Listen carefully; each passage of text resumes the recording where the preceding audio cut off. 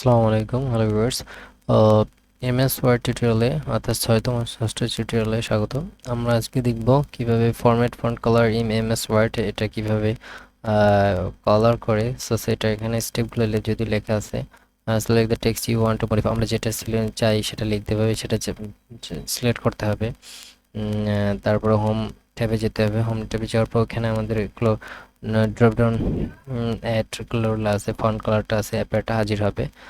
দেন আমাদের ইচ্ছা মতো অর্থাৎ কালারটা সেখানে চুজ করব।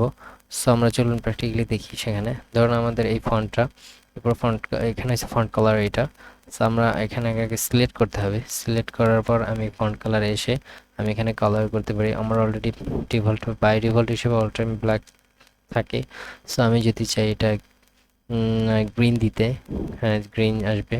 যদি ব্লু দিতে চাই ব্লু আসবে, দেন লাইট ব্লু আর কি, যদি আমি ব্লু দিতে চাই। দেন এরপর আমার সাথে ডার্ক ব্লু আসে। তারপর আমার রেড কালার চাই, রেড বাই ডিফল্ট কাছে ব্ল্যাক থাকে। সো এখানে আপনার ইচ্ছা মতো আপনি কালার দিতে পারেন, এবং আরও মোর কালার চাইলে আরও মোর কালার অ্যাড করে আরও দিতে পারেন। সো এটা, এবং আপনি যদি চান যে আপনি এটা ডিপ করে দিবেন, এই যে এটাও ফন্ট কালার। সো আপনারা দেখতেছেন এই যে কালারগুলা ইচ্ছা মতো দেওয়া যাবে, অর্থাৎ যেটা আপনি চান আপনার মন মতো পেজটাকে একটু সুন্দর করে আপনি কালার চুজ করতে পারবেন।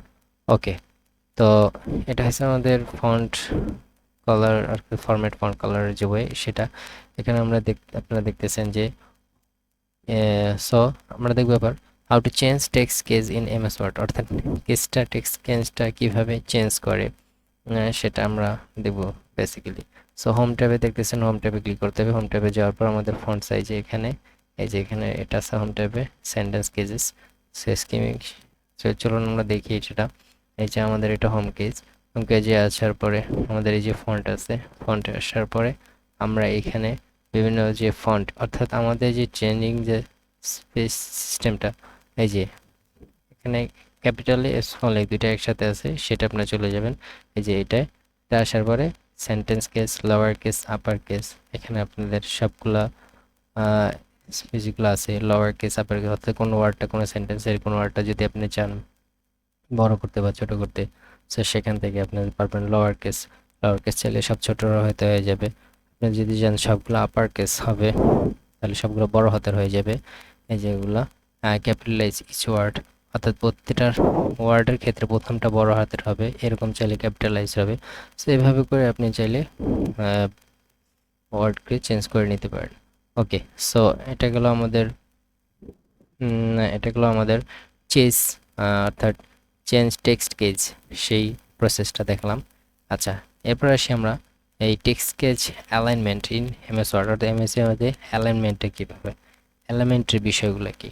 অ্যালাইনমেন্টটা হলো যে এই লেখাগুলো যে আছে, এই লেখাগুলো যেমন এখানে দেখুন, এখান থেকে শুরু হবে, লেফট সাইড থেকে শুরু হয়ে রাইট সাইডে সেটা হবে, এভাবে করে চলবে। সো আপনি যদি চান যে লেখাগুলা এভাবে না রেখে আপনি ধরেন আমি সাপোজ এরকম মাঝখানে কিছু কিছু সেন্টেন্স দিতেছি, যে এরকম ধরনের এরকম কিছু সেন্টেন্স ওয়ার্ড আসলো, এই যে এরকম আপনি এই লেখাগুলো শুধু এতটুকু লেখা আপনি চান মাঝ বরাবর হবে, সেই লেখাগুলো মাঝ বরাবর আসবে। আপনি যদি চান রাইট হ্যান্ড সাইড থেকে শুরু হবে, তা রাইট হ্যান্ড সাইডে শুরু হবে। আপনি যদি চান না একেবারে সেম এবার যে সব জায়গায় থাকবে, সেভাবে আপনি যদি লেফট হ্যান্ড সাইডে শুরু হবে তাহলে লেফট হ্যান্ড সাইডে। সো এটা হচ্ছে টেক্সট অ্যালাইনমেন্টের যে প্রসেসটা, সেটা আশা করি সবাই বুঝতে পারছেন ভিউয়ার্স। আচ্ছা, এরপর আসি, এটার শর্ট ফর্ম আছে এই যে Ctrl-L। ওকে, এরপর আসি পরবর্তীতে আমরা দেখব যে bold, italic and underline commands MS word.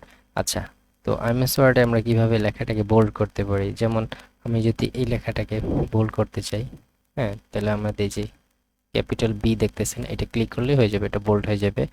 R italic বলতে আমি যদি এই লেখাটাকে ইটালিক করতে চাই, তাহলে এটা সাইন করলেই ইটালিক হয়ে যাবে। ওকে,